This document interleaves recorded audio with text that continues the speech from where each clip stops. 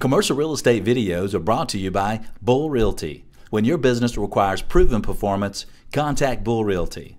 And by Arnold Golden Gregory, France Media Inc., Resnick Group, and Andy's Army.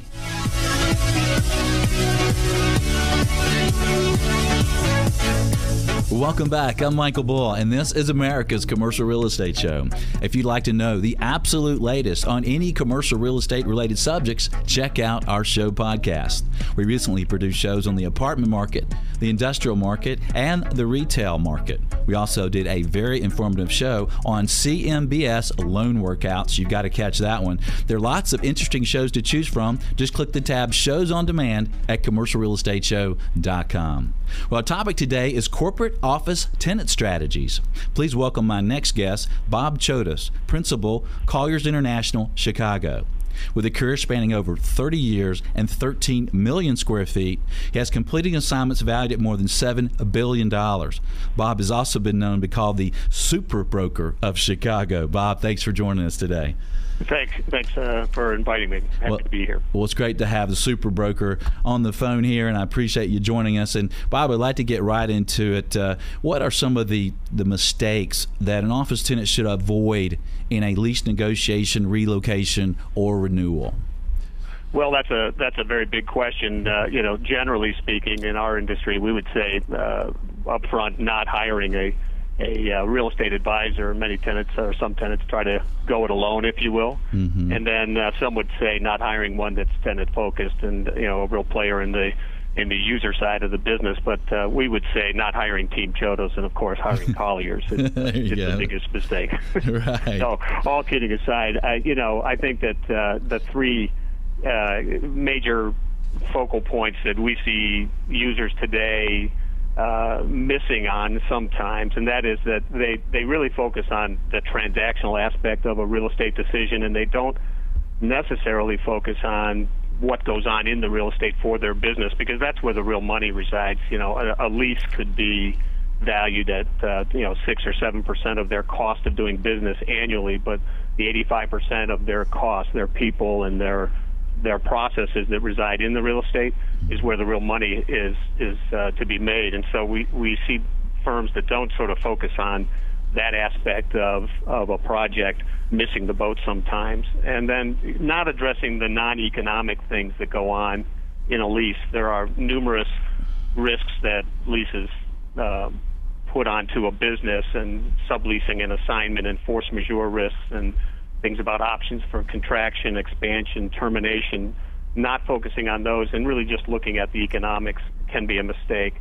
And then I think the overriding one is not linking real estate decision making to the overall business strategy. And we have such a changing environment today that businesses are faced with, that the business model is demanding flexibility and agility, and real estate is not flexible and it's not agile. And so not focusing on how to deal with things that are going to change with your business when you make a real estate decision can lead to some real problems.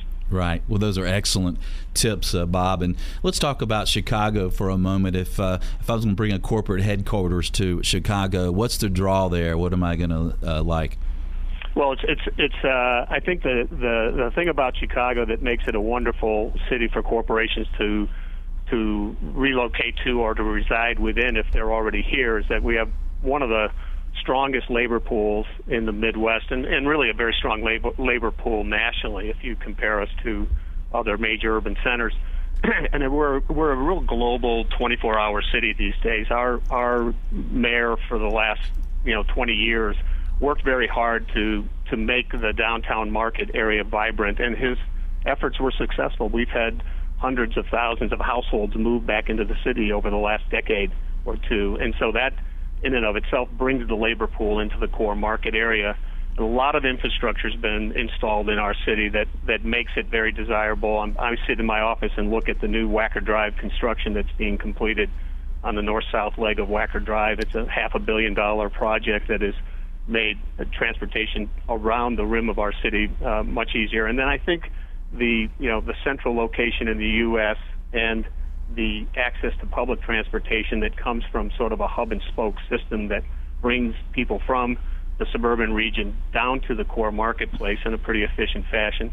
That's what's attracting users to come to this market. And then the last and probably major issue is that the city has been pretty aggressive in business development and economic development activities, and particularly using TIFs, tax increment financing models, to create incentives to induce companies to come into the city. Yeah, that's real helpful. I thought you were just going to say doubles. It is doubles, doubles, doubles, black box. doubles. Well, Bob, what are some of the other... And the Cubs and the Sox, by the way. Yeah, there you go. We can't leave them out, right? Yeah, what are some of the latest strategies and trends for office tenants in their use of office space? What are you seeing out there?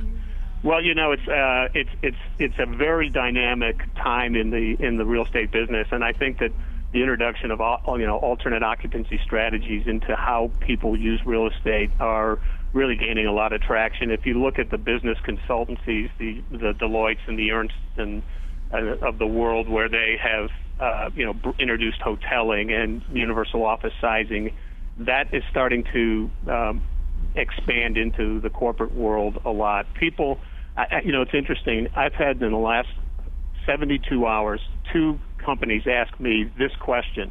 Why is it I can walk around my space and see all these empty offices where people are traveling or away with our clients? What can I do to be more efficient in the utilization of that space? And so we're really seeing this issue of hoteling and multiple people using the same place to sit as a real trend in the market. And I think that the use of open planning and the application of extensive technology into the workplace, particularly the wireless system, so that people can work anytime, anywhere in kind of a ubiquitous way, whether they're in or out of the office, is a very significant trend. And then one of the big strategies we're seeing today is branding. You have a lot of generational shift happening in office use today with the boomers and the Gen Xers and the millennials, and we still have veterans in the workplace. And the way that these younger generations look and think about space and about how they want to live their lives and how they want to work is changing fairly dramatically. And companies are really using branding and workplace strategies to attract these key employees that help them run their businesses. So those are some of the highlights of what we see in trends today. Right. Okay. And let's talk about timing. We're getting short on the break here, but how much in advance of lease expirations should various size and type companies consider to begin the process to relocate or renew a lease? Well, that's a very good question, and it really is dependent upon the size of the tenant. An anchor tenant today, a tenant of 200,000 to 300,000 square feet, is going to look 4 to 5 years in advance of their lease, and we've seen them even as long as 6 or 7, because it takes three years to build one of these new buildings, and it takes 1.5 to 2 years to do all the homework it takes to get consensus on a decision. Users in the 75,000 square foot range and up to maybe 100, 125 might shorten that cycle a little bit, and then people underneath that range will be in the 2-year kind of window typically.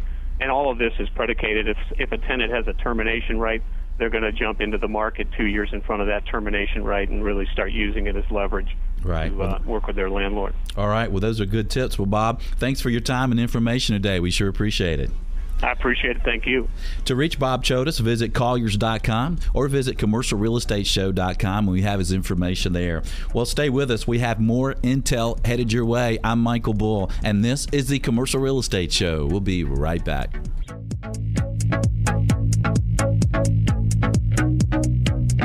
Commercial Real Estate videos are brought to you by Bull Realty. When your business requires proven performance, contact Bull Realty.